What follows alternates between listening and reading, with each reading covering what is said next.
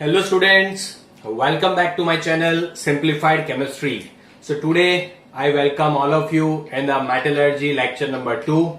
So my dear friends, up to now हमने क्या देखा था? तो मेटलर्जी क्या था उसका एक रफली इंट्रोडक्शन लिया था, फिर ओर क्या है, मिनरल क्या है, गैंग किसे कहते हैं, वो सब हमने देखा था। फिर हमने देखा था अकरेंस कहां से मिलता है, ओके, वो सब भी हमने क्लियर कर दिया था। तो अभी अभी बच्चों क्या होता है कि हमको ओर तो मिल गया, अभी ओर में से मेटल कैसे निकालेंगे और ओर में से मेटल कैसे निकालेंगे, तो उसके लिए हमें क्या करना पड़ेगा? तो उसके लिए हमें एक्सट्रैक्शन करना पड़ेगा। क्या करना पड़ेगा? एक्सट्रैक्शन। किसका एक्सट्रैक्शन? कि भाई मेटल का एक्सट्रैक्शन करना पड़ेगा, उसकी ओर से मेटल को बाहर निकालना पड़ेगा। तो ऐसे ऐसे कौन से स्टेप है जो करने पड़ते हैं? तो आइए चलिए देखते हैं स्टेप्स फॉर एक्सट्रैक्शन। एक्सट्रैक्शन के लिए कौन से स्टेप लेते हैं वो देखते हैं, ठीक है। उसमें से फर्स्ट स्टेप है बच्चों, दैट इज ग्राइंडिंग। पहले हम क्या करते हैं? ग्राइंडिंग करते हैं। तो ग्राइंडिंग मीन्स क्या? आपको पता है जैसे हम उसे एक्सट्रैक्ट करते हैं, जमीन में से ओर निकालते, it is in the form of rock, big rocks and all, clear. So हम उसको क्या करते हैं? पाउडर फॉर्म में कन्वर्ट करते हैं। पहले तो हम क्या करते हैं बच्चों? उसको पाउडर फॉर्म में कन्वर्ट करना पड़ता है। पहले ओर को हम क्या करेंगे? पाउडर फॉर्म में कन्वर्ट करेंगे। वो प्रोसेस को क्या कहेंगे हम? ग्राइंडिंग कहेंगे। ग्राइंडिंग कैसे होता है?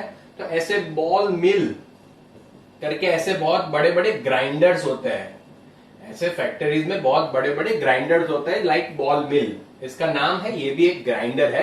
तो उससे क्या होता है? हमारा जो ओर है वो पाउडर फॉर्म में कन्वर्ट हो जाता है, ठीक है। ओर के साथ साथ आपको पता है कि कुछ इंप्योरिटीज भी निकलती है, जिसे गैंग कहते हैं, अर्दी मटेरियल भी निकलता है, ठीक है। तो वो सब भी उसके साथ पाउडर फॉर्म में कन्वर्ट हो जाते हैं ये ग्राइंडिंग प्रोसेस में।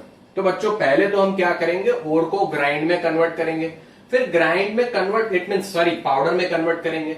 पाउडर में कन्वर्ट करने के बाद हम उसका कॉन्सेंट्रेशन करेंगे। तो ये कॉन्सेंट्रेशन का मीनिंग क्या होता है? तो कॉन्सेंट्रेशन मीन्स क्या होता है बच्चों?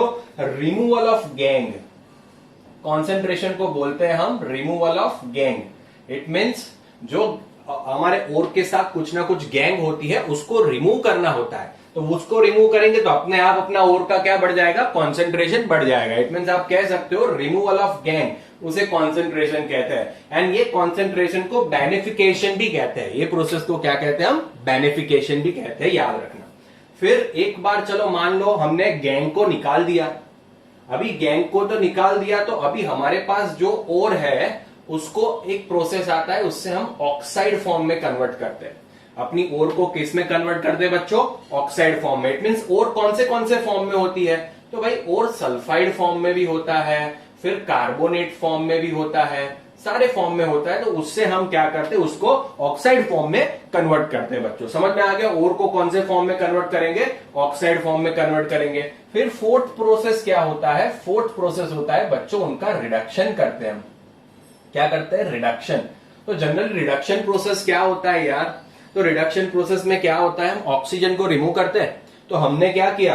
तो ये ऑक्साइड में कन्वर्ट किया है ना जो ओर को, उसमें से ऑक्सीजन निकाल देते हैं। तो ऑक्सीजन निकाल देंगे, इट मीन्स उसे क्या कहेंगे? रिडक्शन कहेंगे, क्लियर। इट मीन्स हम ओर में से मेटल को एक्सट्रैक्ट कर सकते हैं। ये प्रोसेस से ओर में से मेटल को क्या कर सकते हैं? एक्सट्रैक्ट कर सकते हैं, ठीक है, रिडक्शन से। समझ में आ गया बच्चों? ठीक है, ओके। एंड उसके बाद द लास्ट प्रोसेस आता है प्योरिफिकेशन। तो प्योरिफिकेशन क्या होता है? जो एक्सट्रैक्टेड मेटल है, अभी जो एक्सट्रैक्टेड मेटल है वो तो प्योर तो नहीं होगा, फिर उसका क्या करना पड़ता है? प्योरिफिकेशन कहते हैं। ये पूरी प्रोसेस को एक साथ में मेटलर्जी कहा जाता है बच्चों। तो इतने सारे स्टेप्स करने पड़ते हैं हमें ओर को मेटल में गेन करने के लिए। इट मीन्स ओर में से मेटल को एक्सट्रैक्ट करने के लिए इतने सारे प्रोसेस करने पड़ते हैं। क्या बच्चों समझ में आ गया? पहले क्या करेंगे? ग्राइंडिंग करेंगे, इसलिए पाउडर फॉर्म में कन्वर्ट हो जाएगा। फिर उसमें से गैंग को रिमूव कर देंगे, उसका कॉन्सेंट्रेशन बढ़ जाएगा। फिर वो जो ओर आएगी, ओर को ऑक्साइड में कन्वर्ट करेंगे, ठीक है। एंड उसके बाद उसका रिडक्शन करेंगे तो ऑक्सीजन निकल जाएगा, मेटल मिल जाएगा। एंड उसके बाद उसका प्योरिफिकेशन करेंगे, इट मीन्स हमें प्योर मेटल मिलेगा। इज इट क्लियर बच्चों? तो ये सारे स्टेप्स को फॉलो करना पड़ता है। इसका स्क्रीनशॉट ले लीजिए, फिर हम ईच प्रोसेस को डिटेल में समझेंगे। पहले इसका स्क्रीनशॉट ले लीजिए। ओके, ले लिया आपने स्क्रीनशॉट, चलिए बढ़िया है। तो अभी हम समझते हैं ग्राइंडिंग। तो आपको मैंने बता दिया, ग्राइंडिंग तो आपके एनसीईआरटी की बुक में भी नहीं दिया है, बट मैंने आपको बता दिया, ठीक है, क्या होता है। उसमें कुछ समझने जैसा है नहीं। तो आइए समझना स्टार्ट करते हैं कॉन्सेंट्रेशन से। तो ये बेसिकली कॉन्सेंट्रेशन प्रोसेस क्या होता है, मैंने अभी बताया आपको। ये होता है रिमूवल ऑफ गैंग। इसे क्या कहते हैं बच्चों? Removal of gang. हमें गैंग को, इट मीन्स हम कह सकते हैं अनवांटेड अर्दी मटेरियल जो होता है उसको हमें क्या करना है? रिमूव करना है। ये प्रोसेस को हम क्या कहते हैं? गैंग कहते हैं बच्चों, ठीक है। क्या कहते हैं? गैंग कहते हैं। एंड उसको क्या कह सकते हैं? बेनिफिकेशन भी कहते हैं। तो याद रखना, ओके, बराबर, बेनिफिकेशन भी कहते हैं। तो इसे भी आपको याद रखना पड़ेगा। अभी कॉन्सेंट्रेशन में भी बहुत सारी प्रोसेस है। वो किसके ऊपर डिपेंड करता है कि भाई आपका ओर कैसा है एंड उसमें इंप्योरिटी कैसी है, वो देख के अलग अलग प्रोसेस डिजाइन किए गए हैं। उसमें से फर्स्ट प्रोसेस आता है हाइड्रोलिक वॉशिंग। क्या आता है बच्चों? Hydraulic washing. तो ये हाइड्रोलिक वॉशिंग कब यूज होता है, कौन से ओर एंड कौन से गैंग के लिए यूज होता है? तो जब ओर का ग्रेविटी हैवी होता है एंड अगर जो गैंग है, गैंग वो उसका नेचर लाइट होता है, इट मींस वेट देखा जाता है। जो ओर हैवी है और गैंग जो है वो लाइट है, तब हम हाइड्रोलिक वॉशिंग यूज करते हैं बच्चों, ठीक है। ओके, समझ में आया? तब हम क्या यूज करते हैं? हाइड्रोलिक वॉशिंग यूज करते हैं। कब? जब ओर हैवी है एंड गैंग लाइट है। तो इसमें करते क्या है बच्चों? हम करते क्या है तो आपको पता होगा हम क्या करते हैं। हाइड्रोलिक वॉशिंग में एक पानी होता है, पानी के अंदर हम क्या करते हैं? अपना ओर भी डाल देते हैं एंड गैंग भी उसके साथ साथ रहता है। अभी आपको पता चल गया इधर ओर कैसा है? हैवी है एंड गैंग कैसा है? Very light in nature. तो दोनों को पानी में डाला जाता है एंड पानी फोर्सफुली पास किया जाता है। तो जैसे जैसे पानी पास करेगा तो भाई अभी हमें पता है गैंग का वेट कैसा है? बहुत लाइट है। तो क्या होगा? जो गैंग होगी वो पानी के साथ बह जाएगी। पानी के साथ जो गैंग होगी, अनवांटेड अर्दी मटेरियल्स होंगे, वो सारे बह जाएंगे एंड ये जो हमारे पास ओर होगी वो नीचे सेटल डाउन हो जाएगी। इट मींस वो रहेगा। ऐसे हम उसको रिमूव कर सकते हैं। ये पूरे प्रोसेस को हम कहते हैं हाइड्रोलिक वॉशिंग। इसको और ज्यादा बेटर तरीके से समझाऊं बच्चों, अगर आपने पानी लिया है, उसमें आपने पत्थर लिया है और प्लास्टिक का बॉल लिया है, आपने दोनों को पानी में डाला एंड पानी बह रहा है, तो पत्थर तो नीचे बैठ जाएगा बट प्लास्टिक का बॉल इसके साथ आगे बह जाएगा। पता है ना आपको ये, ठीक है। यही सेम प्रोसेस होता है हाइड्रोलिक वॉशिंग में। बट इधर मेन बात हमारा होता क्या है बच्चों? हमें देखना क्या है मेन बात? तो मेन बात ये देखना है कि हमारा ओर जो है वो क्या होना चाहिए? हैवी होना चाहिए एंड गैंग हो क्या होना चाहिए? लाइट होना चाहिए। तभी ये पॉसिबल है बच्चों, ठीक है। आइए फिर दूसरा प्रोसेस देखते हैं, उसका नाम है मैग्नेटिक सेपरेशन। ये भी आप पढ़ के आए हो, बहुत इजी है। तो सेकेंड क्या होता है? Magnetic separation. तो ये पर्टिकुलरली मैग्नेटिक सेपरेशन कब यूज किया जाता है बच्चों? ये मैग्नेटिक सेपरेशन कब यूज किया जाता है? जब, हमेशा याद रखना, ओर का अगर मैग्नेटिक कैरेक्टर है और मैग्नेटिक प्रॉपर्टी है एंड गैंग का नॉन मैग्नेटिक प्रॉपर्टी है, तभी यूज करते हैं। अगर ओर का मैग्नेटिक कैरेक्टर है एंड गैंग का नॉन मैग्नेटिक कैरेक्टर है, या तो उसका रिवर्स होता है, या तो अगर मान लो गैंग का मैग्नेटिक कैरेक्टर होता है एंड ओर जो है उसका नॉन मैग्नेटिक कैरेक्टर होता है, तब जाके दोनों में से एक का मैग्नेटिक कैरेक्टर हो, तब जाके ये सेपरेशन से हम ओर और गैंग को अलग कर सकते हैं। इसमें होता क्या है, पूरा प्रोसेस में आपको समझाता हूं, ठीक है। इट मीन्स मान लो हमें चाहिए ZnO एंड ZnO के साथ मान लो कुछ आ गया Fe2O3, तो हमें तो Zn निकालना है बच्चों, समझ लेना। ये भी किसी की तो ओर ही है, Fe2O3 तो आयन की ओर है, बट हम क्या कर रहे हैं? Zn को निकाल रहे हैं। तो Zn ही हमारे लिए इंपॉर्टेंट है। उसके अलावा जो भी कुछ होगा वो हमारा क्या हो जाएगा?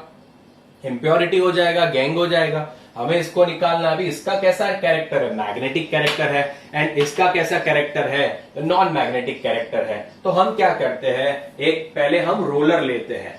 हम क्या करते हैं, हम रोलर लेते हैं, ये एक रोलर है, ओके, एक दूसरा रोलर इधर है, ये नॉन मैग्नेटिक रोलर, मैं लिख लेता हूं इधर, नॉन मैग्नेटिक रोलर है ये बच्चों, क्या है, नॉन मैग्नेटिक रोलर, इसे बहुत ध्यान से समझिएगा, ठीक है। एंड ये जो है अपना मैग्नेटिक रोलर है, ठीक है।